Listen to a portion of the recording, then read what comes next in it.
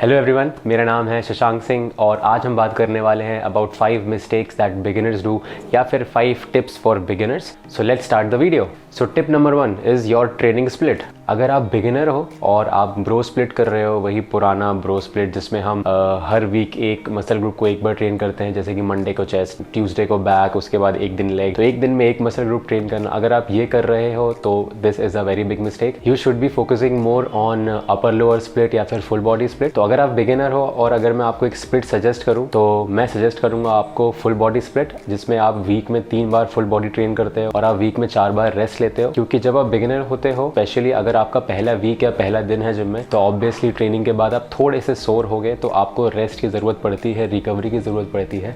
इसलिए वीक में workout 3 times a week doing full body split. इससे आप ये इंश्योर करते हो कि आप हर मसल ग्रुप को वीक में 3 बार ट्रेन कर रहे हो। अगर आपको 1 महीना या 2 महीना हो चुका है वर्कआउट करते हुए और आप उतने ज़्यादा सोर नहीं रहते हो, नेक्स्ट डे आप 2 दिन में 3 दिन में रिकवर कर लेते हो आप, and you are still a beginner, then I would say कि आप अपर लोअर बॉडी स्प्लिट करो, जिसमें एक दिन आप अपनी अपर बॉडी ट्रेन करते हो, नेक्स्ट डे आप अपनी लोअर बॉडी ट्रेन करते हो। इसमें भी आप अपने हर बॉडी पार्ट को वीक में 3 बार ट्रेन कर रहे हो। और ये स्प्लिट उनके लिए बेटर है जो कि जब फुल बॉडी वर्कआउट स्प्लिट करते हैं और वो थक जाते हैं पूरी बॉडी वर्कआउट करते करते और उनसे वर्कआउट कंप्लीट नहीं हो पाता है, तो उन लोगों के लिए upper lower split is the best. So अब सेकंड टिप है, try to increase reps not weights. जब हम बिगिनर होते हैं तो हमें न्यूबी गेन्स मिलते हैं। न्यूबी गेन्स का मतलब होता है कि आप जितना अपने फर्स्ट ईयर में मसल्स गेन करने वाले हो, उतना आप शायद अपने लाइफ टाइम में कभी गेन ना करो, तो इसको कहते हैं न्यूबी गेन्स। और इसी की वजह से आप जब जिम में ट्रेनिंग करना स्टार्ट करते हो, आप हर वीक आप वेट बढ़ा सकते हो, हर वीक आपकी स्ट्रेंथ में गेन होता है। और इसी की वजह से हमारी आदत पड़ जाती है कि हमें हैवी लिफ्ट करना है, बहुत हैवी लिफ्ट करना है। हैवी लिफ्टिंग इज़ ओके अगर आपका गोल है पावर लिफ्टिंग या weight lifting, heavy lifting is okay.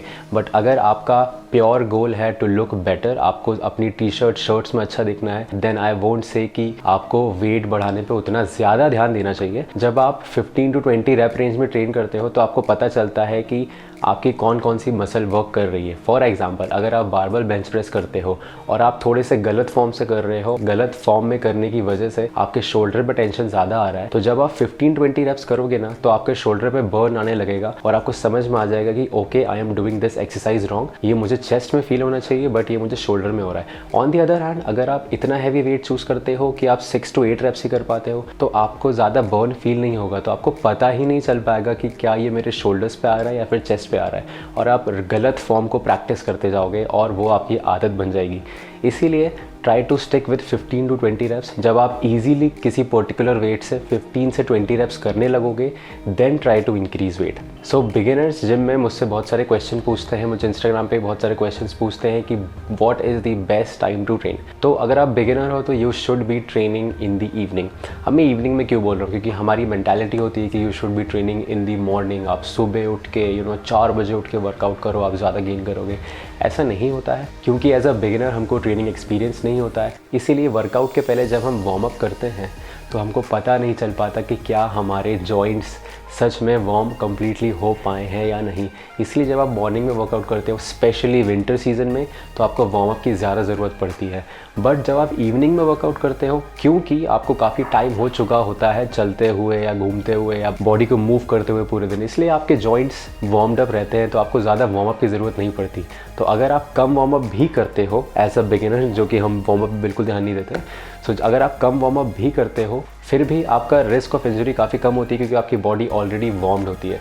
और सेकेंडली, क्योंकि आप जब भी इवनिंग में वर्कआउट करते हो, जनरली सभी लोग ने कम से कम 2 मील्स तो खा ली होती है, इसीलिए आपके एनर्जी लेवल्स भी थोड़े हाई होते हैं। लेकिन अगर आप बिगिनर हो और आपको इवनिंग में काम रहता है, आपको सिर्फ सुबह ही टाइम मिलता है, तो इसका मतलब ये नहीं है कि आप सुबह वर्कआउट नहीं करो। सुबह वर्कआउट करोगे तो आप इंजर हो जाओगे, ऐसा बिल्कुल नहीं है। आपको जब टाइम मिले आपको तब वर्कआउट करना चाहिए। बट अगर आप मॉर्निंग में वर्कआउट करते हो तो मेक श्योर कि आप 15 मिनट्स, एटलीस्ट 15 मिनट्स के लिए आप वार्म अप कर रहे हो, उसके बाद ट्रेनिंग स्टार्ट कर रहे हो।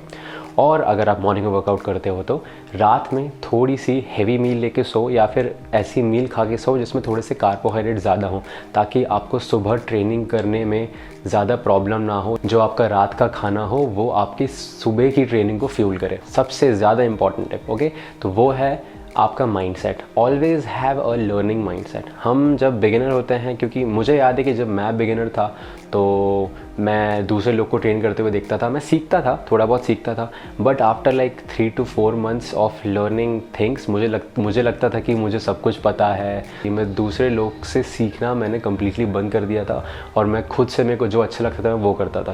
And that was one of my biggest mistake कि मैंने लर्निंग कम्प्लीटली बंद कर दी थी। अब मुझे रियलाइज़ होता है कि कितनी बड़ी गलती करी थी। एंड जब जैसे जैसे आपको थोड़ा ट्रेनिंग एक्सपीरियंस होता जाता है, आप वैसे वैसे ज़्यादा फोकस्ड हो जाते हो ऑन लर्निंग न्यू थिंग्स। इसीलिए from the first day itself try to learn जितना हो सके। जो बड़े बड़े जिम में जो बड़े बड़े बॉडी बिल्डर्स होते हैं उनसे जाके क्वेश्चंस पूछो। अगर आपको कोई एक्सरसाइज नहीं आती, ट्रेनर से पूछो। अगर आपको ट्रेनर से पूछने में शर्म आती है, हम मन नहीं हो रहा, तो आप बड़े बॉडी बिल्डर से पूछो। We are always here to help you all. और एक क्वेश्चन और है जो बहुत सारे बिगिनर्स पूछते हैं कि how to be motivated all the time. इसका आंसर ये है कि जब हम बिगिनर्स होते, जब मैं भी बिगिनर था, तो मुझे बहुत ज़्यादा एक्सपेक्टेशन थी कि मैं सिर्फ 4 महीने ट्रेन करूँगा और मैं बहुत मैं मस्कुलर हो जाऊँगा, बहुत बड़ा हो जाऊँगा। और ऐसा रियलिस्टिकली नहीं होता है। गेन्स काफ़ी स्लो होते हैं और एज अ बिगिनर आपके तो काफ़ी अच्छे गेन्स होते हैं। तो अगर आपको अभी लगता है कि आपके गेन्स स्लो हैं, तो गैस वॉट, आप 1 साल या 2 साल जैसे जैसे आप प्रोग्रेस करते जाओगे, जैसे जैसे आपको वर्कआउट करते हुए टाइम होते जाएगा, आपके गेन्स धीरे धीरे कम होते जाएंगे, तो आप और भी ज़्यादा डीमोटिवेटेड हो जाओगे। सो जो क्वेश्चन है कि कैसे मोटिवेटेड रहें, तो उसका आंसर है कि हैव अ रियलिस्टिक एक्सपेक्टेशन। हमारी एक्सपेक्टेशन काफ़ी अनरियलिस्टिक होती है। हम सोचते हैं कि 6 महीने ट्रेन कर लेंगे and we will be as big as possible. So have realistic expectation and believe me, you will surprise yourself with lot of things. कुछ भी हो, ये चीज़ याद रखना कि ऑलवेज स्टे कंसिस्टेंट, कभी गिव अप मत करना, कीप वर्किंग हार्ड। और आप एक दिन अपनी ड्रीम फिजिक ज़रूर अचीव कर पाओगे अगर आप कंसिस्टेंट रहते हो तो। So always be consistent. अगर आपको कोई भी ट्रेनिंग या न्यूट्रिशन से रिलेटेड डाउट है और भी, तो आप मुझे इंस्टाग्राम पे पूछ सकते हो। मेरा इंस्टाग्राम हैंडल ये है और मैंने लिंक डिस्क्रिप्शन में भी दे दी है, तो आप मुझे इंस्टाग्राम पे भी क्वेश्चन पूछ सकते हो। That being said, I will meet you guys in the next video.